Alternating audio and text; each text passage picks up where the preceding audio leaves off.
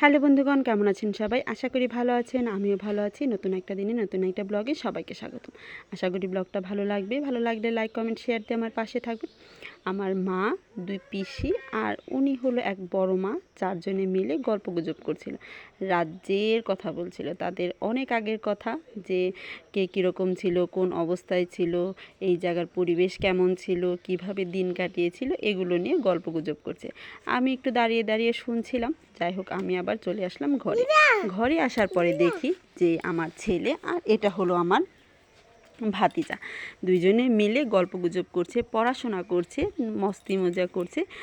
আমি এদিকে ওদের জিনিসটাও দাঁড়িয়ে দাঁড়িয়ে দেখলাম, আর আমি খুব দ্রুত রেডি হয়ে যাচ্ছি, কারণ আজকেও আমার কলেজে যেতে হবে।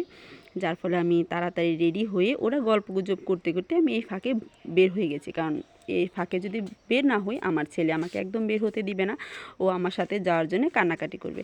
আমি বের হয়ে গেলাম। আর আরেকটা কথা, আমি ইদানিং বাড়ি আসার কারণে, আমার পরীক্ষা থাকার কারণে আমি অনেক ভিডিও দেখতে পারছি না, কমেন্টস করতে পারছি না। তার জন্য অনেক অনেক দুঃখিত। আমার পরীক্ষাটা শেষ হয়ে যাক, আমি আবার আগের মতো দেখা যাবে যে কমেন্টস করতে পারবো, ভিডিও দেখতে পারবো, ভিডিও খুব ভালোভাবে করতে পারবো। ওইভাবে আর করা হচ্ছে না আর কি। যাই হোক, আমি এদিকে বের হয়ে গেলাম কলেজে যাওয়ার জন্য, আর কলেজে পৌঁছেও গেছি। কলেজে আমার যা কাজ ছিল সবগুলো শেষও হয়ে গেছে। এখন আমি এখন দাঁড়িয়ে আছি, আর একটু কাজ আছে আমার, কিছু সাইন করতে হবে, সেখানের জন্য দাঁড়িয়ে আছি। দাঁড়িয়ে এই সাইনটা করে আমি এখন বের হয়ে যাবো। বাকি যে কাজগুলো আছে সবগুলো শেষ হয়ে গেছে।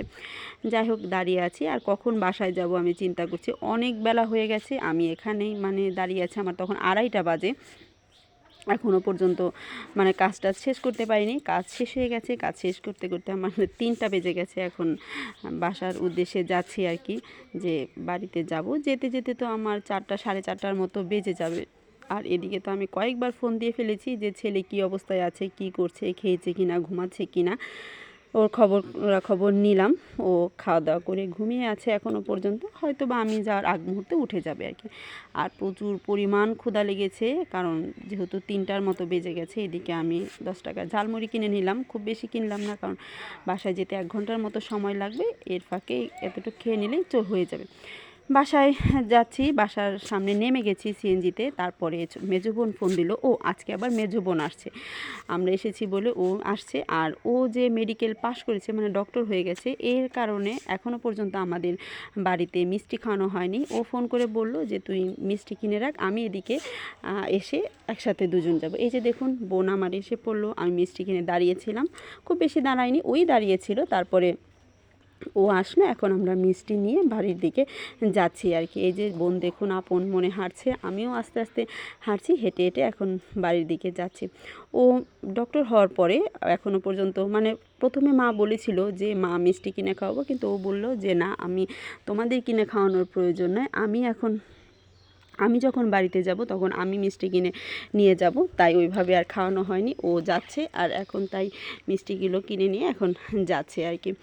যাই হোক, এই যে আমরা 2 বোন মিলে হাঁটছি, আস্তে আস্তে হাঁটছি, গল্পগুজব করতে করতে করতে করতে তারপরে বাড়ির দিকে যাচ্ছি আর কি।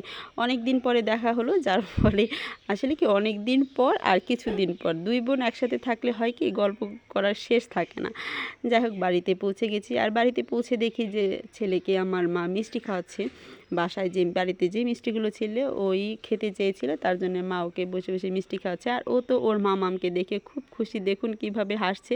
এখন নেমে চলে বসবো আমার বোনের কোলে। তারপরে আসার পরে দেখি যে কাকা কাকি সবাই মিলে এই যে পেয়ারা ভর্তা খাচ্ছিল কাসুন্দি দিয়ে। তার সাথে আমরা অ্যাড হয়ে গেলাম, আমরাও নিয়ে অল্প কিছু কাসুন্দ মাখা পেয়ারা খেয়ে নিচ্ছি। যদিও খুব বেশি ছিল না, একদম শেষ মুহূর্তে।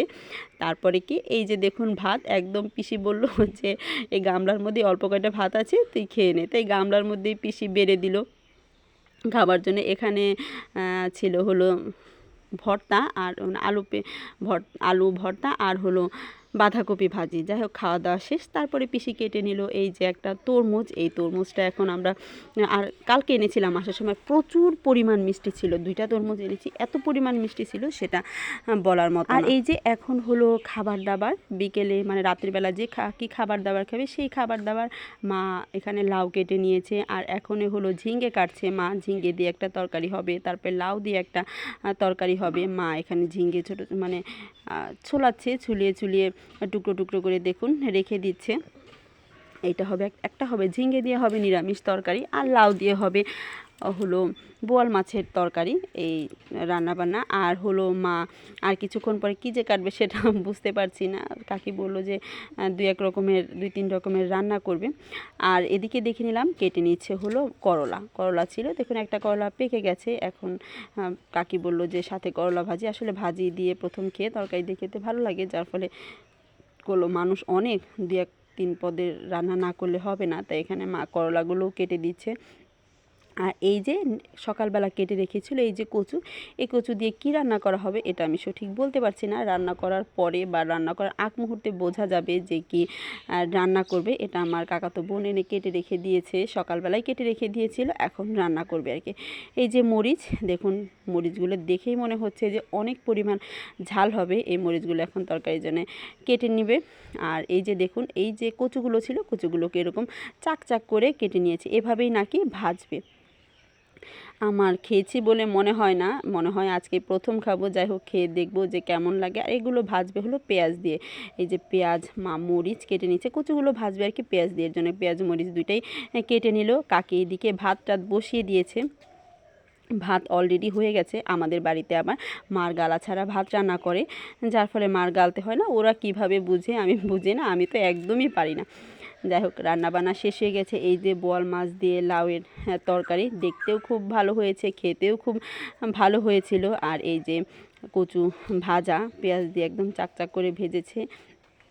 নর্মালি যেভাবে ভাজে ওইভাবেই ভাত ভেজেছে, তবে একটু বড় বড় করে। পিষিয়ে দিকে রাতের বেলা খাবার দাবার জন্য ভাত বেড়ে নিয়েছে।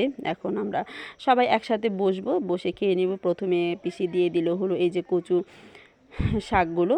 আর টাটা।